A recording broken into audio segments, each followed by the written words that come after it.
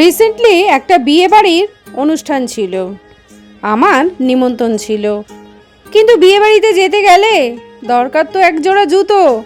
আমার জুতোটা ছিঁড়ে গিয়েছিল, তাই নতুন জুতো কেনার উদ্দেশ্যে আমি বেরিয়ে পড়লাম। আমার বান্ধবী কল্পনা পাশেই থাকে, ওকে ফোন করলাম, কারণ আমি ওই দোকানটা চিনতাম না। তাই আমার বান্ধবী আমাকে চিনিয়ে নিয়ে গেল। দাঁড়িয়েছিল ও আমার জন্য। ওই দেখো আমার বান্ধবী দাঁড়িয়ে আছে। তারপরে ও আর আমি দুজনে মিলে চলে গেলাম সোদপুর সি লেদার্সে। সেখানে অনেক কালেকশন ছিল। তারপরেই আমি আর আমার বান্ধবী কল্পনা দুজনে মিলে চলে গেলাম সোদপুর শ্রী লেদার্সে।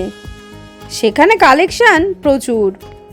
কালেকশন দেখছিলাম, বেশ ভালো লাগছিল, কিন্তু আমার ঠিক মনের মতো হলো না।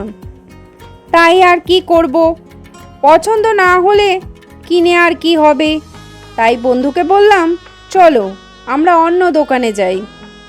অবশেষে আমি জুতো কিনেছিলাম খাদিম থেকে। খুব সুন্দর একটা জুতো কিনেছিলাম। খাদিমের দরজার সামনে দাঁড়িয়ে পুরো ভিডিওটা আর তোলা হয়নি। এরপর আমি শাড়ির সাথে ম্যাচিং করে ব্লাউজ কিনতে চলে এলাম সোদপুর তনুশ্রীতে।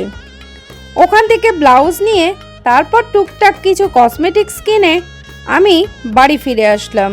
যাই হোক বন্ধুরা, ছোট্ট একটা ভিডিও তোমাদের সাথে শেয়ার করলাম। ভিডিও যদি ভালো না লাগে একদম লাইক করবে না, কেমন? টাটা।